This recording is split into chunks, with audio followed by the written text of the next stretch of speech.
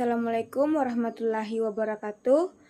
Judul penelitian yang pertama yaitu respon perbankan syariah Indonesia terhadap kebijakan bauran Bank Sentral. Topik pertama yaitu latar belakang, di mana pentingnya penelitian. Yang pertama itu memahami dinamika perbankan syariah di Indonesia. Yang kedua, mendukung stabilitas sistem keuangan. Yang ketiga, meningkatkan inklusi keuangan. Yang keempat, mendukung pertumbuhan ekonomi. Selanjutnya mengenai kajian teori. Yang pertama, teori prinsip-prinsip ekonomi Islam. Yang kedua, teori institusi. Yang ketiga, teori kebijakan moneter.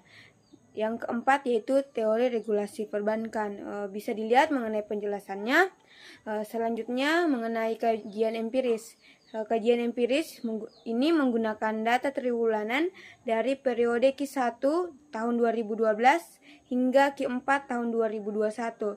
Data tersebut mencakup variabel-variabel yaitu terdiri dari variabel independen dan variabel tergantung. Bisa dilihat variabel independennya dan variabel tergantungnya. Selanjutnya mengenai kebijakan. Yang pertama, kebijakan menjaga stabilitas suku bunga. Yang kedua, kebijakan mengendalikan inflasi. Yang ketiga, kebijakan mendorong investasi. Yang keempat, kebijakan memperkuat intermediasi perbankan syariah. Rumusan masalah dalam penelitian ini, yang pertama itu bagaimana efektivitas kebijakan Bank Sentral dalam mendorong pertumbuhan perbankan syariah. Yang selanjutnya, tantangan apa yang dihadapi perbankan syariah dalam merespon kebijakan Bank Sentral. Metodologinya menggunakan metodologi kuantitatif dengan pendekatan ekonometrika, dengan melakukan langkah-langkah utama dalam penelitian ini, yaitu yang pertama ada pengumpulan data, yang kedua ada analisis data, yang ketiga itu interpretasi hasil. Kajian kerangka pikir dalam penelitian ini yang pertama dimulai dari latar belakang, kedua rumusan masalah, yang ketiga tujuan penelitian, yang keempat tinjauan pustaka, yang kelima hipotesis penelitian, yang keenam metode penelitian, yang ketujuh hasil penelitian, dan yang terakhir itu kesimpulan dan saran. Hasil penelitiannya, hasil analisis VCM menunjukkan bahwa H1 diterima, H2 diterima, H3 diterima, H4 ditolak, H5 diterima, H6 diterima, dan H7 diterima. Untuk penjelasan lebih lanjut bisa dilihat dalam PPT ini. Selanjutnya hasil penelitian yang selanjutnya ada 7 juga, di mana bisa dibaca secara langsung. Selanjutnya mengenai pembahasan kesesuaian dengan teori dan harapan kebijakan, di mana penelitian ini kesesuaian dengan teori itu sudah cukup baik, di mana ada teori suku bunga dan permintaan kredit, yang kedua teori inflasi dan aktivitas ekonomi, yang ketiga teori pertumbuhan ekonomi dan permintaan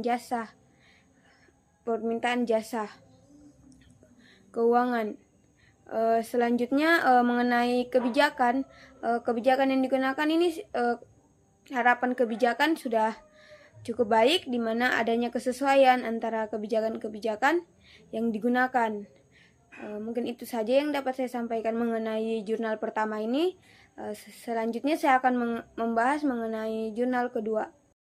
Judul jurnal yang kedua yaitu dampak bauran kebijakan moneter dan makroprudensial terhadap stabilitas harga dan stabilitas sistem keuangan di Indonesia. Latar belakangnya, penelitian ini memiliki peran yang sangat penting, di mana memberikan kita pandangan bahwa stabilitas harga dan stabilitas sistem keuangan ini merupakan dua aspek penting untuk menjaga pertumbuhan ekonomi serta berpengaruh terhadap kesejahteraan masyarakat. Mengingat krisis keuangan global tahun 2008 telah menunjukkan pentingnya bauran kebijakan moneter dan makroprudensial dalam menjaga stabilitas sistem keuangan.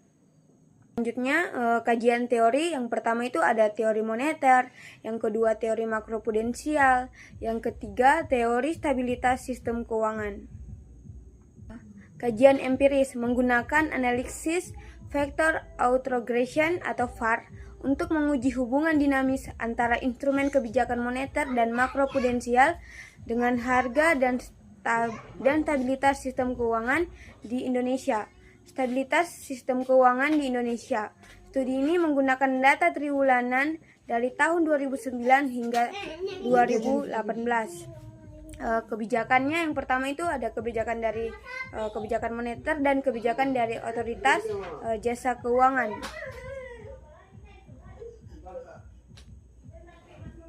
Selanjutnya rumusan masalah.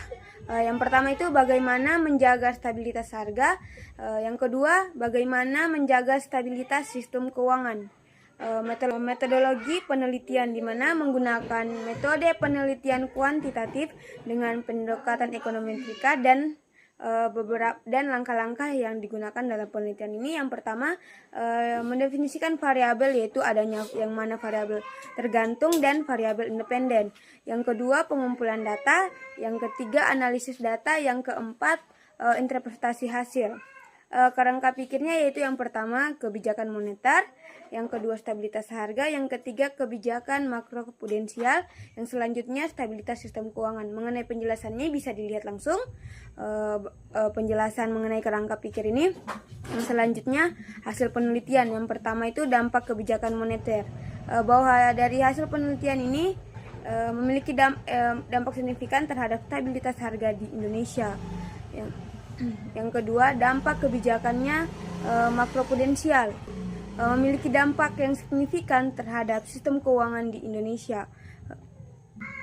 Yang ketiga, dampak bauran kebijakan moneter dan makroprudensial, di mana kebijakan makroprudensial yang diterapkan secara bersama memiliki dampak yang lebih besar terhadap stabilitas harga dan stabilitas sistem keuangan.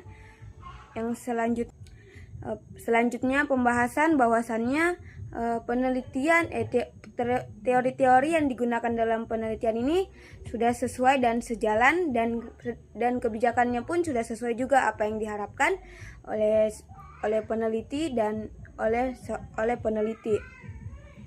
Mungkin itu saja yang bisa saya sampaikan. Sekian dan terima kasih. Wassalamualaikum warahmatullahi wabarakatuh.